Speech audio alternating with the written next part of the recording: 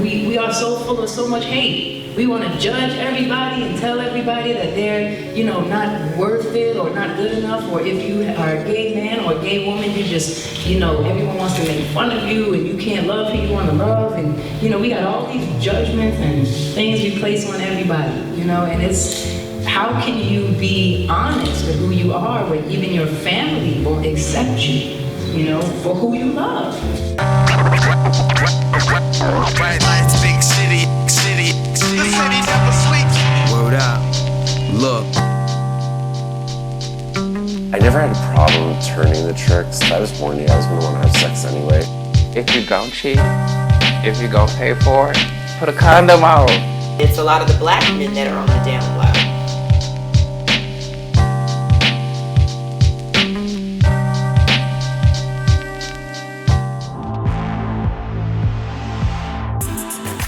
One, two, or three terms can't define sexuality for most human beings. Or maybe that's just what I think. And we often prosecute people in service of these labels. To avoid humiliation or alienation, many turn to secrecy. How is the exploration of sexuality in the shadows affecting this pandemic?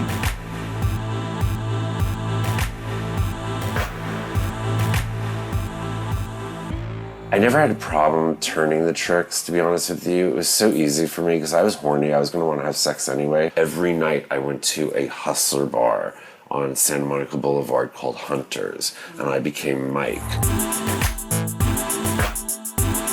This was my hustler t-shirt, all right? And I wear that with a pair of fatigues, and I was gnarly when I was Mike. Having unsafe sex with all these people, I'm not really thinking about anything because I'm still inconclusive.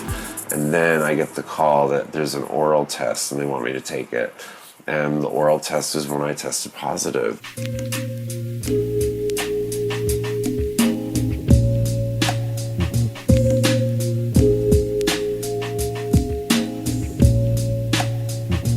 I am the executive director of CalPEP, California Prostitutes Education Project.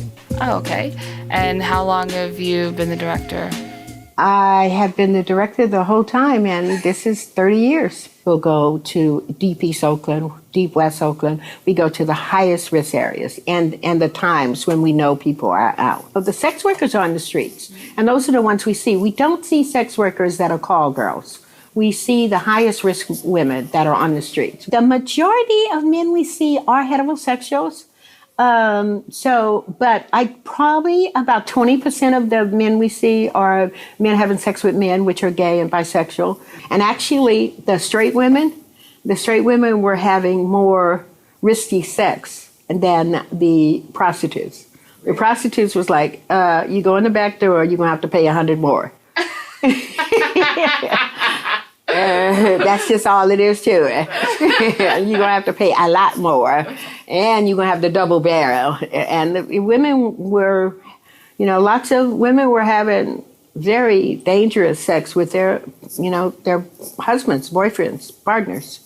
The problem with sex workers then is the same problem now. They use condoms with all of their clients, but they were not and still are not using them with their intimate partners. And sometimes the intimate partners can get very busy.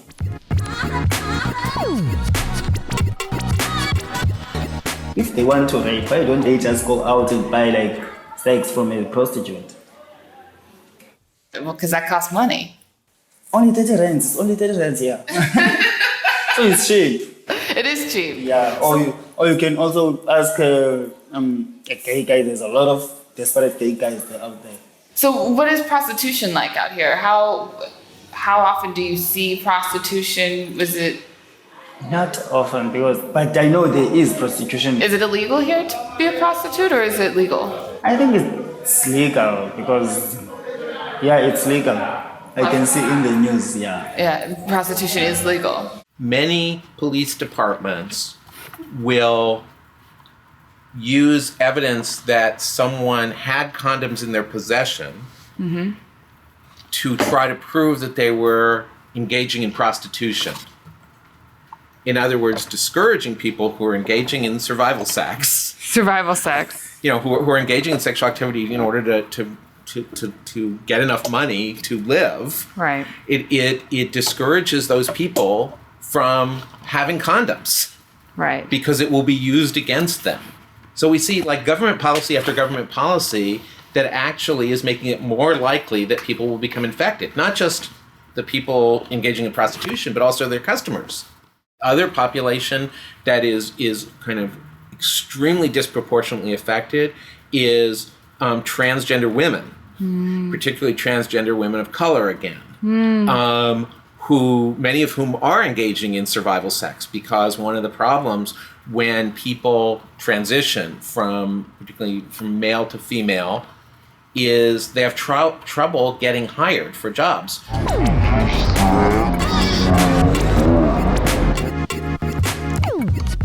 Get ready. It's gonna get real. It's about to get real between you and me. Being a trans woman, I want everyone to understand that prostitution isn't always an option in life. And so many people believe that as trans women, we don't care about who we are and that that's our only outlet for work. In some form of fashion, prostitution, stripping, whatever you want to call it, the sex industry itself was kind of the gist of our lives. And today it isn't. Now, don't get me wrong. There's a lot of girls that choose to be in the sex industry, and that's okay. But be the best at it. That's all I got to say. Be the best at it. If you could communicate some things that you know about the sex industry to people who on the outskirts. Well, the one thing I would like to say for a lot of men in the sex that involve themselves with women in the sex industry, or gay men in the sex industry, is if you go cheat, if you go pay for it, put a condom on. And all it takes is a piece of, this small piece of plastic, this rubber that you slide on. It takes maybe 1 minute. And if you're good, have your partner learn how to put it on with their mouth. Makes it that much more easier. The men you date are much more different than in the gay community, because you're not just dating gay. You're not dating gay men. You're dating heterosexual men. You're dating bi men. You're dating men that have been divorced or widowed, and for whatever reason, they're okay with their life and being with a trans woman, a woman that has transitioned in her life. You find some men that are not afraid to show that in public, and then you find those that are afraid to show that in public. But trans women take the risk in the sense that, I want somebody to love me. I want him to be with me. I want him to do this, or I just want somebody in my life, and I don't want to be by myself and going through this transition. And we fall for Willy Lump Lump, and we don't even think. And then a few months down the line, he leaves, and you're positive. You were a bug chaser. Yes. I've always wanted to know this. Is that title something that people from outside the community have put on it, or is that a title that people who are bug chasers would call themselves? I don't know, because at the time I didn't know that that's what I was. At the time, all I knew is that I wanted to die. And I thought one of two things would happen. I would get sick, and I wouldn't take any medicine, and it would eventually kill me quick. Or the guy that I got it from would stay with me and help me deal with all the mess around, and I wouldn't have to be dealing with it alone. And eventually it would kill me. Okay, so it wasn't even like it was a conscious choice. It was, maybe it was the opportunity of it had presented itself. And I met him, and I didn't know he was positive until a week after. And once I found out he was positive, then I made the conscious choice that this was a way out for me. And was he aware that you had made that choice? No. I told him that I was already positive. Okay, so it wasn't like he was a gift giver. It was a situation where he was unaware. Yeah. Of the situation. And did he ever find out that is what happened? How did he react when he found out? Very negatively. He was very unhappy. He didn't want to do that to anybody, And I was really sick in the head. I was really very sick. On an online site, it's for positive people. I had this guy hit me up and he was like, I'm not HIV positive, but I want to have unprotected sex with you. so that I can get it. So I was like, what on earth are you fucking talking about? Right, so this is the first time anybody had ever asked you? Yeah. Okay. And he was like, all my friends have HIV and I can't have sex with them and I want to have random sex with somebody so I can get it. And I'm like, why would you want it? He's like, to be a part of my friend group. Wow. And my response is, get a new friend group. Get a new friend group, right? You don't want this. Hello, rocket science? Wow. Right. He was young though. He was 23.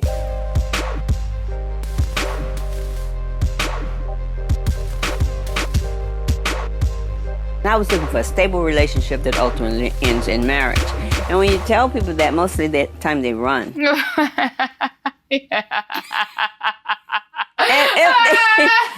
if they stayed, I thought maybe they are interested. And this man stayed. And he intentionally infected me with HIV. He wanted to, in his words, have us be two infected lovers living happily ever after. But he didn't tell me he was HIV positive. Of course, that did not work out too well for him.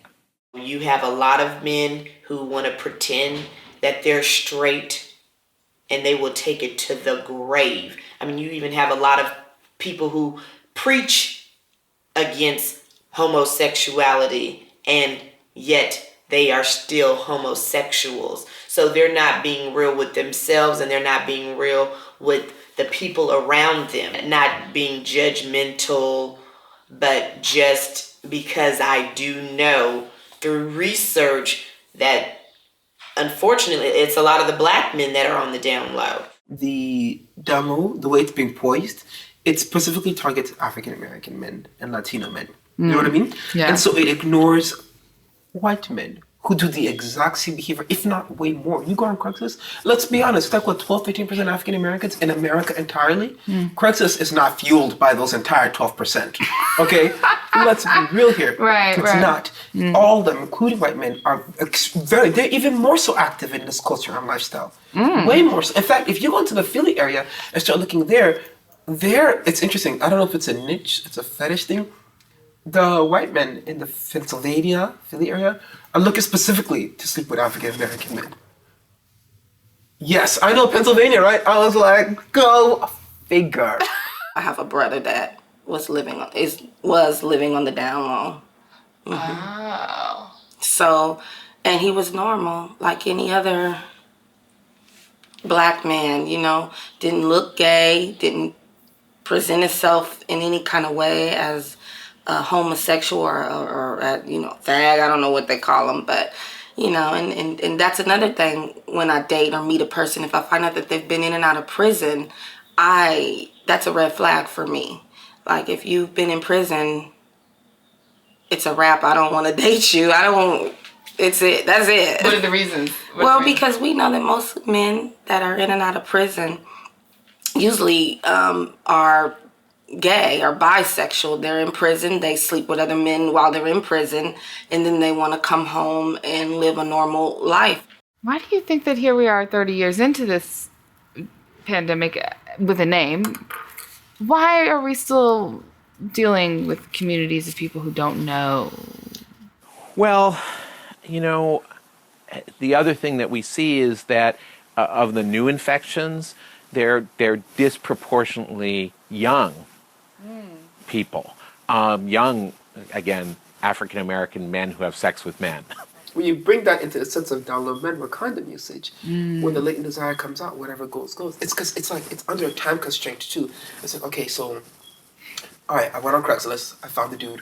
All right, we're gonna meet up. We gotta meet quickly because maybe I have a wife or maybe I have a girlfriend who might call to check in or maybe might walk in. You know what I mean? It needs to be in a safe place. This needs to be quick. Let's go. Oh, baby, I like it raw. Yeah, baby, I like it raw. And online, you see these men are clever, very clever. They only seek men who also have they're down low, straight acting, discreet. There's a whole lot of terms that go into it. Only identify as that. The reason being, though, is that because if you do end up sleeping with a quote-unquote said gay man, the gay man can out you. Although, if you sleep with a down low, straight acting, discreet, jock, so on and so forth type of individual, the chances of them outing you or getting you caught up are highly less likely, because if they are, that means they have equally as much to lose as you. So if I'm straight, so, you're straight, so, we sleep with each other, you're not coming out, I'm not coming out, you won't out me even if you're scored, because you know if you do, they're going to ask, what were you doing on Craigslist? You know? And hey, every time you point one finger, you got 3 fingers pointed right back at you. So these websites make it a lot easier as opposed to just stepping up to someone, you know what I mean? And trying to guess. Like, let's just say, walk up to the club, hey, is he not? Maybe, I think so. He keeps staring at me, he could be not, I'm not sure. Let's go on Grindr. He might be there. You go on Grindr, oh, he's right there. I knew his ass was. Hey, what's up, bro? The high rate of incidence of new HIV infections across the country goes hand in glove with all of these new hookup apps that are based on geolocation. We're creating ad campaigns to post on these websites that talk about how you and your partner can fuck smarter and how you can protect yourself. We had a very open relationship, and because we were both open about being positive and wanting to be with other positive dudes, we were having a lot of risky sex. When I got this apartment and he moved in here with me, we both got manhunt accounts and then started patrolling around for sex, and we'd have sex with these dudes. And Will's thing was, why don't you take pictures of it? And I was kind of like, because I don't feel like having a Nan Golden moment with my weird, twisted sex life. And he was like, no, do it. So I was like, all right, but if I'm going to do it, I'm going to do it. We had these great medications where people were not dying as fast anymore and people were looking healthy. And so because you were looking healthy, I really didn't have to explore the whole conversation around, are you healthy? And so, you know, we kind of base things on what we see. If I look good, I feel good. If I feel good, then I'm not sick. And so I think that it was easier for people. I think it's just by nature that we want to have sex without a condom. I just think that sex wasn't made for barriers. Humans are sexual beasts, let's face it. We like to get it, and nothing's really going to stop us from getting it. That said, if something is trying to stop us, we'll find our way around it to satiate those desires. I suppose some people have more willpower than I'm suggesting. I also suppose they don't. Eventually, I think these desires come out. In my research, it seems that when people engage in sexual activity with guilt attached, they are less likely to use protection. Why do you think that is?